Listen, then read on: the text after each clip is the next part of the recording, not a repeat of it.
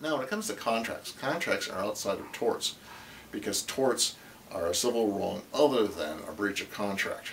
Under contracts, most common type is a hold harmless contract, and this of course occurs in such situations as a realtor, a building owner. Let's say they own a building downtown San Diego or downtown Philadelphia or downtown Dallas or St. Paul or wherever in the country, and they rent it out to various shop owners. Well, if you open up a flower shop in the building that you're renting space out in, typically the landlord, the organization that actually owns the building, will require you to sign a hold harmless agreement, which is a contract that states that for any operation that you conduct while on your premises that you're renting, you will hold the owner harmless. In other words, if someone comes in and trips on that rug that I mentioned before and they get injured, you take on the responsibility for yourself as the store operator, as the store owner, and you also take on the responsibility through this contract for any liability that would have otherwise incurred to the building owner, to the actual realtor or the actual real estate owner. So you would be in effect holding the owner harmless for any operation that you would conduct. This is very common and a typical standard part of any lease. Breach of contract, of course, is something that is very common as well. If you have a warranty, either written or implied, for a product, and the product harms someone, this can be considered a breach of contract as well.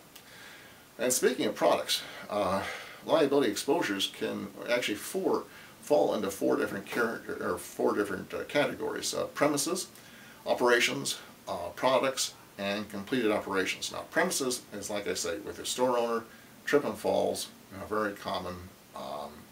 If you have a sharp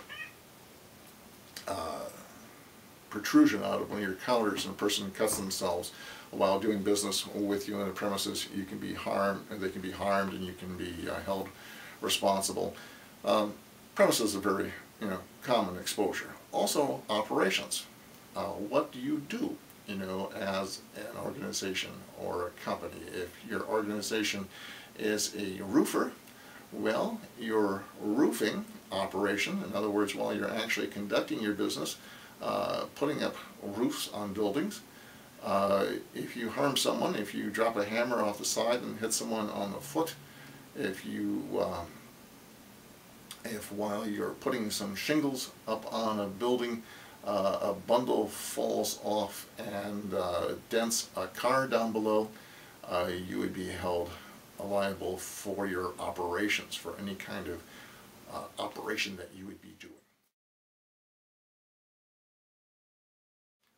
Products, of course, are one of the more interesting legal liability exposures, because any time that a manufacturer actually produces a product, whether it be a power drill, a new car, a teddy bear, or a tube of toothpaste, whatever, they have a liability exposure. Let's say that you manufacture children's toys. Let's say you manufacture a teddy bear, and it has the infamous button eyes, that a child can chew off and choke on. Obviously, that's a product exposure. Classic product exposure in the past has been asbestos. Back in the day when they used asbestos widely in buildings for insulation, they had no idea at the time that people could get deathly ill from that, from the exposure of breathing asbestos fibers, and contract asbestosis. So there was a tremendous product liability that actually arose long after they had realized what they were doing when they were producing these products. Another type of operation, or another type of legal liability exposure, is completed operations. Now let's take this roofer once again.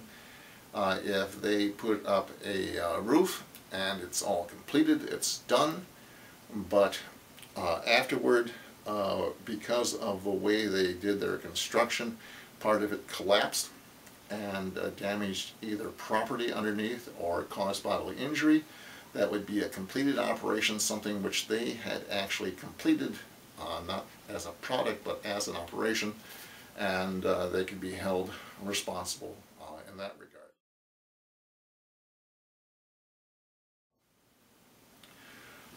Statutes are also a form of legal liability. Statutes include such things as, probably the most common one that comes to mind is workers' compensation. Workers' compensation would not otherwise, that exposure to liability would not otherwise occur if it were not for this statute, which makes workers' compensation mandatory in most states. By the way, that's one difference too between contracts and torts.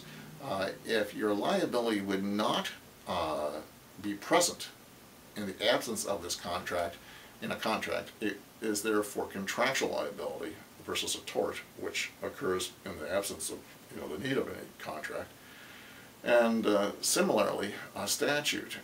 If a statute is required in order for you to incur a certain type of liability, like in the case of workers' compensation, then it comes under statutory legal liability versus torts or contracts.